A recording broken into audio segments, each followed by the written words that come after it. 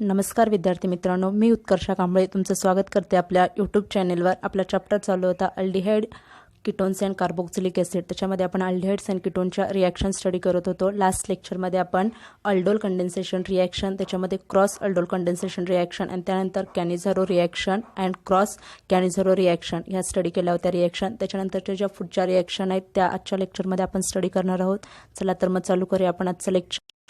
Aldol reaction आणि Cannizzaro reaction नंतरची next reaction आहे oxidation and reduction reactions of aldehydes and ketones. आता oxidation म्हणजे काय असतील? Addition of oxygen, removal of hydrogen, आणि रिडक्शन म्हणजे addition of hydrogen and removal of oxygen. आता अल्डिहाइड्स अँड कीटोनचं रिडक्शन आणि ऑक्सिडेशन बघूया। जे आता ऑक्सिडेशन ऑफ अल्डिहाइड्स, पहिल्यांदा oxidation of aldehydes and ketones by dilute. तर ऑक्सिडेशन करताना काय यूज करतात? Dilute HNO3, KMnO4 and K2Cr2O7। ज्याच्यामध्ये जास्त ऑक्सिजन असतील ते यूज केलं जातं ऑक्सिडेशनसाठी। Oxidation of aldehydes and ketones by dilute HNO3 म्हणजेच nitric acid, KMnO4, potassium permanganate and K2Cr2O7। Aldehydes are oxidise to corresponding carboxylic acid. आता अल्डिहाइडचं कन्वर्शन कशामध्ये होतं? तर करस्पॉन्डिंग कार्बोक्सिलिक ॲसिड म्हणजे RCHO ग्रुपचं कन्वर्शन कशामध्ये होणार आहे? तर RCOOH मध्ये कन्वर्ट होतं बाय ऑक्सिडंट। जे काय यूज असतील ऑक्सिडंट यूज करणार आहे ते म्हणजे तुम्ही HNO3 यूज करू शकता, KMnO4 यूज करू शकता किंवा K2Cr2O7 यूज करू शकता इन ॲसिडिक मीडियम। काय रिॲक्शन लक्षात आली का? बघा काय करायचं, रिॲक्टंट काय घ्यायचं? अल्डिहाइड RCHO, वरती ॲरोवर तुम्ही HNO3 वगैरे लिहू शकता। काय मिळणार आहे तुम्हाला प्रोडक्ट? RCOOH। अल्डिहाइडचं कन्वर्शन ॲसिडमध्ये होतं। हे बघा इथं रिॲक्शन दाखवली। काय आहे? अल्डिहाइड एका रिॲक्शनमध्ये काय घेतलं? अल्डिहाइड, त्याचं कन्वर्शन यूज केले तुम्हाला K2Cr2O7। K2Cr2O7 कॅटलिस्ट यूज केला किंवा रिएजंट यूज केलं, तिथे तुम्ही ऑक्सिडायझिंग रिएजंट्स आहेत, ते ऑक्सिडायझिंग एजंट्स आहेत, तिथे HNO3 किंवा KMnO4 पण यूज करू शकता। त्याचं कन्वर्शन कशामध्ये झालं? कार्बोक्सिलिक ॲसिडमध्ये। ज्या नंबरचा अल्डिहाइड तुम्ही यूज केला, म्हणजे अल्डिहाइडमध्ये पण एक कार्बन आहे, ॲसिडमध्ये पण तुम्हाला काय मिळेल? एकच कार्बन मिळेल। त्याचं करस्पॉन्डिंग ॲसिड मिळतं। जे अल्डिहाइड तुम्ही यूज करणार आहे त्याचं करस्पॉन्डिंग काय मिळतं? ॲसिड मिळतं। ऑक्सिडेशन झाल्यानंतर म्हणजे ॲडिशन ऑफ काय झालं? ऑक्सिजन झालं। Aldehyde gives corresponding carboxylic acid. पण कीटोनच्या बाबतीत काय होतं? कीटोन काय होत नाहीत? इझिली ऑक्सिडाइज होत नाहीत, कारण कीटोनमध्ये काय असतं? C डबल बॉन्ड O आणि C म्हणजे कार्बन आणि ऑक्सिजनमध्ये डबल बॉन्ड असतो, त्यामुळे ते काय होत नाहीत? इझिली ऑक्सिडाइज होत नाहीत। मग त्याच्यासाठी तुम्हाला स्ट्रॉंग ऑक्सिडायझिंग एजंट यूज करावे लागतात। मग ते कोणते असतात? तर CrO3 किंवा क्रोमिक ॲसिड। CrO3 म्हणजेच काय? क्रोमिक ॲसिड, अल्कलाइन KMnO4 किंवा हॉट कॉन्सन्ट्रेटेड HNO3। ही रिॲक्शन आपण अल्डिहाइडची जी होती ती डायल्यूट H2SO4 किंवा डायल्यूट ॲसिड यूज करून करू शकत होतो, पण कीटोनच्या बाबतीत तुम्हाला स्ट्रॉंग ऑक्सिडायझिंग एजंट यूज करावे लागतील। मग एक क्रोमिक ॲसिड असेल CrO3 किंवा alkaline KMnO4, hot concentrated HNO3, हे जर मिक्सचर यूज करून तुम्हाला कीटोनचं काय होईल? ऑक्सिडेशन होईल। पण तुम्ही कीटोनमध्ये जेवढे मॉलिक्यूल वापरलेत कार्बनचे, त्याच्या तुम्हाला लेस काय मिळतात? 2 ॲसिडचे मॉलिक्यूल मिळतात। म्हणजे आता खाली रिॲक्शन आहे बघा, त्यावरून तुमच्या लक्षात येईल। खाली आहे का हा कीटोन? बघा इथं रिॲक्शन आहे, हा कीटोन मॉलिक्यूल आहे R C double bond O R dash, R C double bond O आणि R डॅश, हा कीटोन मॉलिक्यूल झाला। काय यूज केलं? Strong oxidizing agent CrO3। काय होईल मग तुमचं मिळतं? तर इथं RCOOH एक ॲसिड मिळतं दुसरा, आणि दुसऱ्या Rचं एक मिळतं R डॅश COOH। म्हणजे काय मिळतात? तर 2 डिफरंट ॲसिड मिळतात तुम्हाला, just less number of carbon atom. म्हणजे जे कीटोनमध्ये जेवढे कार्बन असतील, आता कीटोनमध्ये टोटल कार्बन किती असतात? तर इथं बघा हा एक Rचा एक कार्बन असेल, हा एक Rचा असेल आणि हा एक कार्बन, टोटल 3 कार्बन आहेत। मग तुम्हाला किती कार्बनचा ॲसिड मिळालं? तर 2 कार्बनचा। ह्या Rचा एक कार्बन असेल आणि ॲसिडमधला एक कार्बन, इथं पण Rचा एक कार्बन आणि ॲसिडमधला एक कार्बन। म्हणजे जेव्हा कीटोनचं ऑक्सिडेशन होईल त्याच्यापासून तुम्हाला ॲसिडच मिळणार आहे, पण 1 कार्बन ॲटम लेस 2 ॲसिड मिळतात। आणि अल्डिहाइडच्या बाबतीत अल्डिहाइडचं कन्वर्शन डायरेक्ट करस्पॉन्डिंग ॲसिडमध्ये होतं, म्हणजे अल्डिहाइडमध्ये जेवढे मॉलिक्यूल असतील तेवढंच काय मिळतं? तुम्हाला ॲसिड मिळतं। मग ही रिॲक्शन काय झाली? Oxidation reaction of aldehydes and ketones.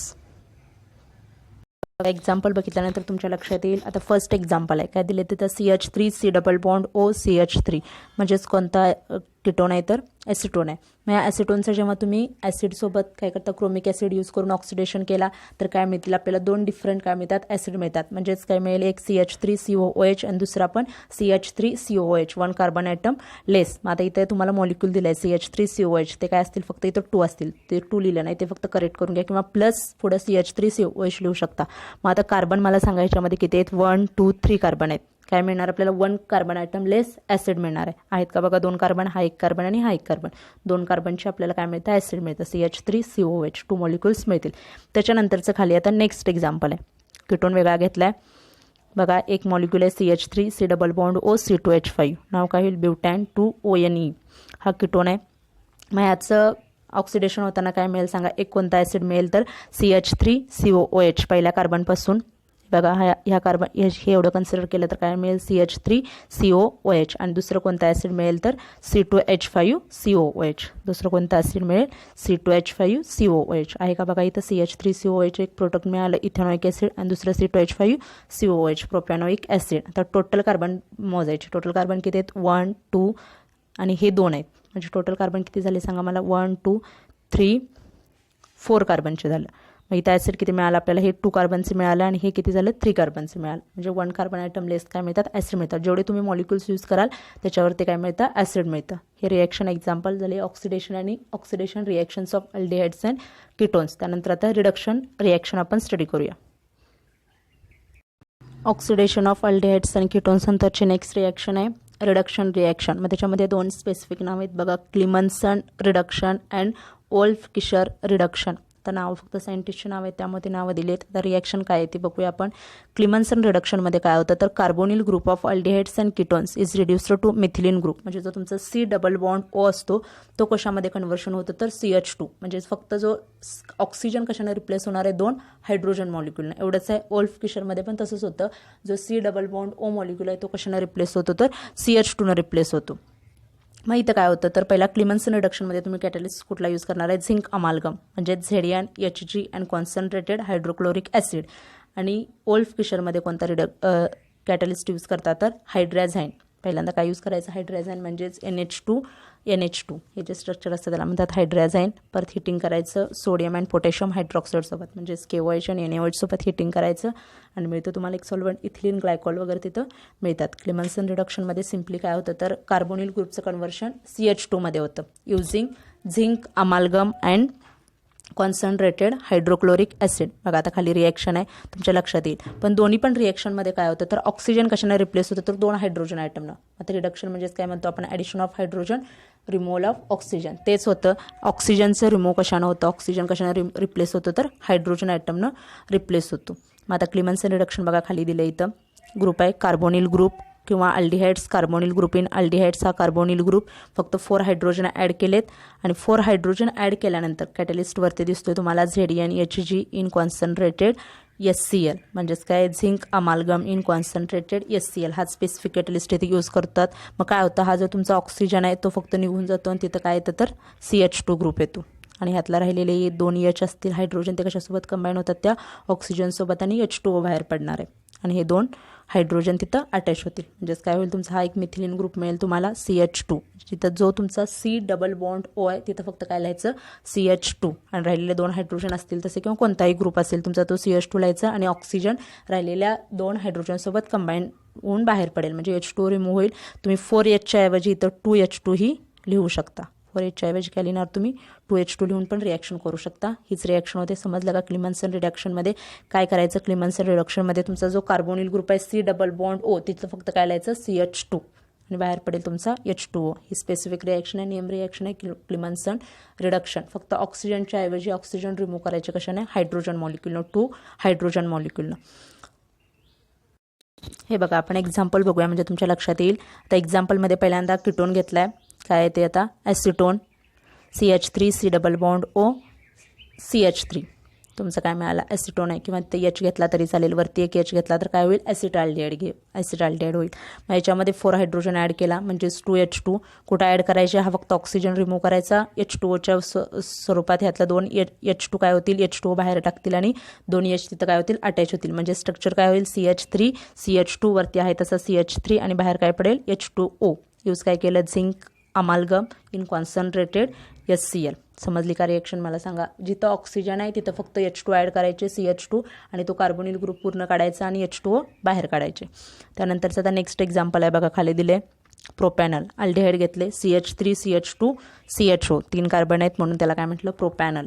4 hydrogen add केला. आता तुम्ही CHO जिथं आहे तिथं काय करणार फक्त 2 हायड्रोजन काढायचे म्हणजे काय होईल म्हणजे बघा इथं जो तुमचा CHO आहे म्हणजेच हे स्ट्रक्चर कसं असणार आहे C डबल बॉन्ड O आणि H C double bond O H फक्त हा ग्रुप तुम्ही रिमूव्ह करणार आणि तिथे काय टाकणार आहे H2 म्हणजे टोटल हायड्रोजन किती होतील हे 2 H2 आणि हा एक म्हणजेच काय होईल CH3 आणि एक हा ऑक्सिजन ह्यातल्या H2 सोबत बाहेर पडेल म्हणजेच काय होईल बाहेर H2O पडेल आणि राहिले काय इथं फक्त CH3 मॉलिक्यूल येतील बाकीचं स्ट्रक्चर आहे तसंच CH3 CH2 CH3 plus H2O म्हणजे आपल्याला नॉर्मल काय मिळेल इथं अल्केन मिळतं नॉर्मल समजलं इथं पण बघा अल्केन मिळालं नॉर्मल म्हणजे रिॲक्शन काय आहे कार्बोनिल ग्रुपचं कन्व्हर्शन कशामध्ये होतं तर अल्केनमध्ये होतं अल्डिहाइड्स आणि कीटोनचं कन्व्हर्शन अल्केनमध्ये होतं कशानं क्लेमेन्सन रिडक्शन म्हणून कम्प्लिटली तुमचं कार्बोनिल ग्रुपचं कम्प्लिटली रिडक्शन होतं CH2 ग्रुपमध्ये समजली का रिॲक्शन त्याच्यानंतरची आता ओल्फ किशर रिॲक्शन बघूया क्लेमेन्सन रिडक्शन नंतरची नेक्स्ट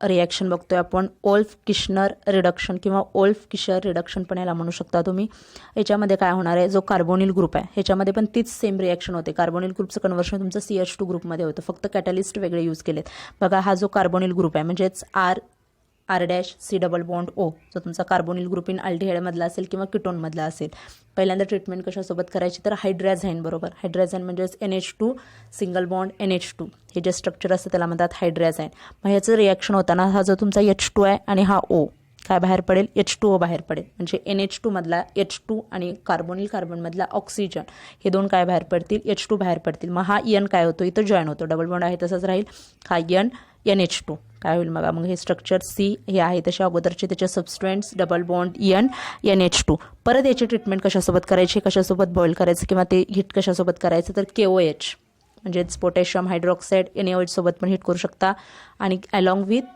इथिलीन ग्लायकॉल कशासोबत केले तर इथिलीन ग्लायकॉल बघा हे OH CH2OH इथिलीन ग्लायकॉल सोबत रिॲक्शन करता मग याच्यासोबत रिॲक्शन केल्यानंतर काय होतं तुमचा हा N2 आहे ह्याच्यामधला N जो ग्रुप आहे तो काय होतो कम्प्लिटली रिमूव्ह होतो N2 रिमूव्ह होतो आणि हा H2 फक्त तिथं ॲड होतो मग बघा हा CH2 प्लस H2 याचे एक्झाम्पल बघितल्यानंतर तुमच्या लक्षात येईल बघा रिॲक्शन आली असेल लक्षात हायड्रोजनसोबत ट्रीटमेंट करताना हायड्रोजनमधला पहिल्या NH2 मधला जो H2 असतो तो कशासोबत बाहेर पडतो तर ऑक्सिजनसोबत बाहेर पडतो तो ऑक्सिजनसोबत बाहेर पडल्यानंतर एक हायड्रोजन तयार होतो मग तो हायड्रोजन तयार झाल्यानंतर परत त्याची ट्रीटमेंट कशासोबत करायची तर KOH किंवा NaOH सोबत इन इथिलीन ग्लायकॉल सोबत आणि त्याला हिट करायचं त्याला हिट केल्यानंतर काय मिळतं तर तुम्हाला हा N2 पूर्ण तुमचा निघून जातो त्याच्यातून आणि काय मिळतं तुम्हाला सिंगल बॉन्डेड स्ट्रक्चर मिळतं CH2 तिथं अटॅच होतो आणि N2 बाहेर पडतो त्याचं आता एक्झाम्पल बघूया मग तुमच्या लक्षात येईल हे बघा आता एक्झाम्पल फर्स्ट आहे C2H5 CHO म्हणजेच काय 3 कार्बन आहेत आणि अल्डिहाइड ग्रुप आहे काय म्हणणार आपण प्रोपॅनल IUPAC नाव होईल त्याचं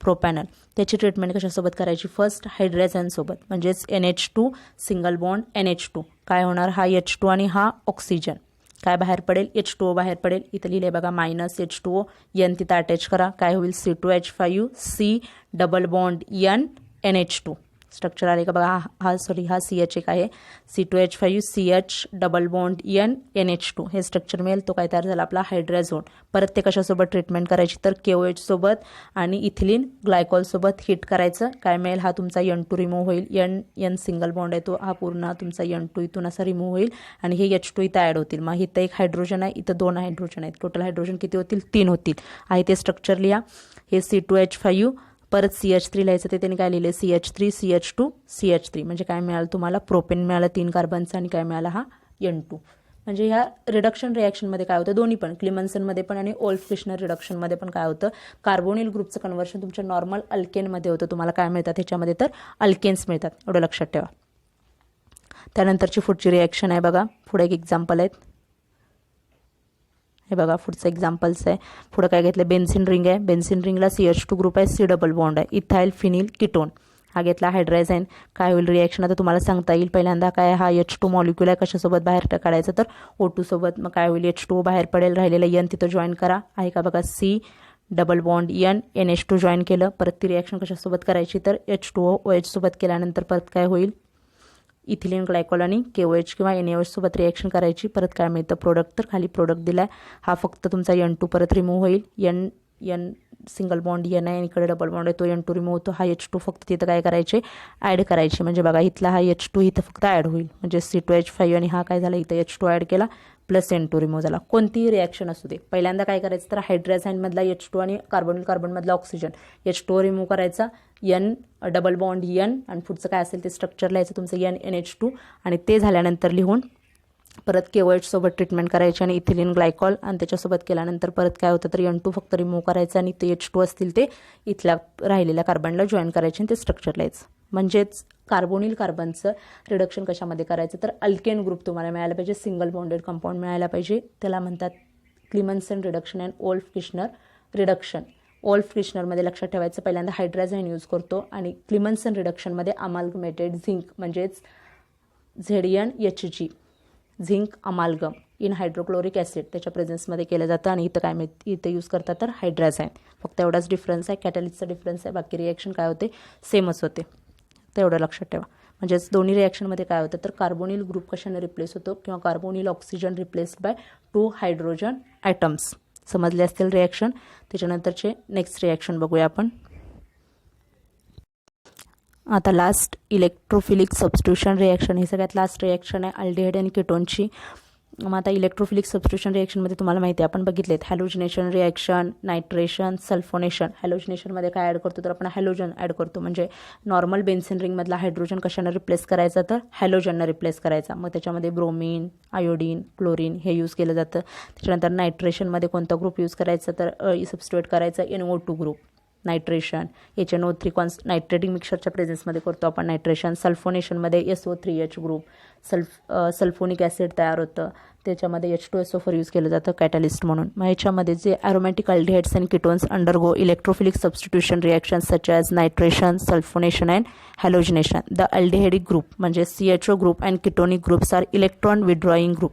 आता हे CHO आणि C double bond O aldehyde आणि कीटोन जे ग्रुप आहेत ते काय आहेत इलेक्ट्रॉन विड्रॉईंग ग्रुप आहेत by inductive as well as resonance effect. मग त्याचे जे तुम्ही रेझोनेटिंग स्ट्रक्चर्स किंवा इंडक्टिव्ह इफेक्ट काढले तर ते काय आहेत तर इलेक्ट्रॉन विड्रॉईंग ग्रुप्स आहेत. त्यामुळे ते deactivate the benzene ring at अर्थो आणि पॅरापोजिशन. मग अर्थो आणि पॅरापोजिशनला काय करतात ते डिॲक्टिवेट करतात. अर्थो आणि पॅरापोजिशन डिॲक्टिवेट द रिंग ॲट अर्थो अँड पॅरापोजिशन त्यामुळे रिझल्टिंग तुम्हाला जे प्रोडक्ट मिळतं याच्यामध्ये ते काय मिळतं तर मेटा प्रोडक्ट मिळतं. ह्याच्यामध्ये आपण ज्या अगोदरच्या रिॲक्शन बघितल्या होत्या इथरच्या वगैरे त्याच्यामध्ये काय मिळत होते आपल्याला प्रोडक्ट अर्थो आणि पॅरा प्रोडक्ट मिळत होते. कारण तिथं निगेटिव्ह चार्ज जो होता तो कोणत्या पोझिशनला येत होता अर्थो आणि पॅरा पोझिशनला येत होता. त्यामुळं ते आपल्याला प्रोडक्ट मिळत होते. पण इथं जो प्रोडक्ट मिळतो तो काय मिळतो तर इथं मेटा प्रोडक्ट मिळतं. हे फक्त लक्षात ठेवा. अल्डिहाइड आणि कीटोनची कोणतीही रिॲक्शन असू दे तिथं काय मिळतं इलेक्ट्रोफिलिक सबस्टिट्यूशन. म्हणजे जर तुम्ही त्याचं हॅलोजिनेशन केला, नायट्रेशन केलं किंवा सल्फोनेशन केलं कशाच्या प्रेझेन्समध्ये करतात ते माहिती आहे आता तुम्हाला. त्या रिॲक्शन तुम्ही लिहा. आता तुम्हाला होमवर्क तो आहे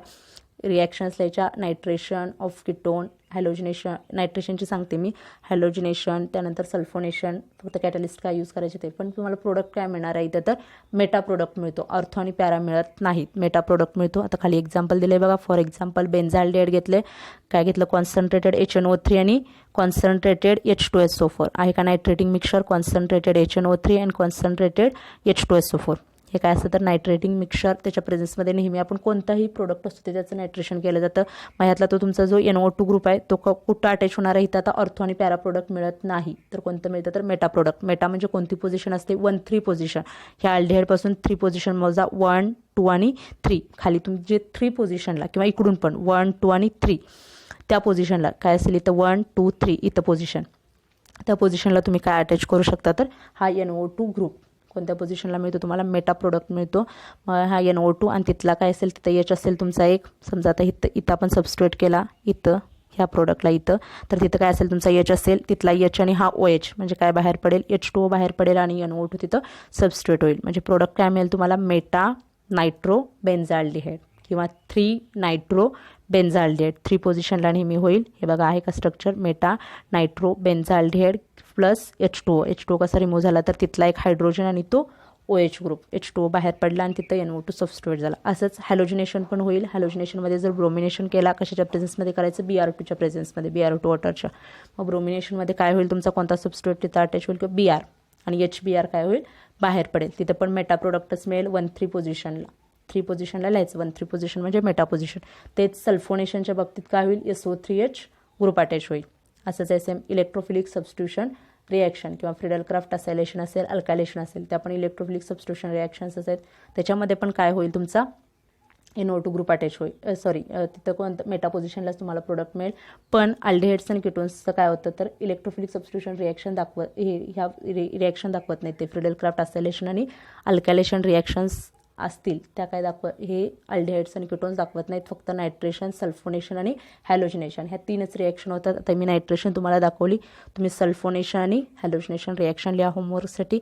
इथं आपल्या किटोनच्या आणि अल्डिहाइडच्या ज्या रिॲक्शन्स आहेत, केमिकल प्रॉपर्टीज आणि केमिकलच्या रिॲक्शन्स आहेत त्या सगळ्या संपलेल्या आहेत. परत एकदा सगळ्या रिॲक्शन रिवाईज करा. आता फक्त राहिलेत कार्बोक्सिलिक ॲसिडच्या रिॲक्शन, त्या आपण नेक्स्ट लेक्चरला स्टडी करूया.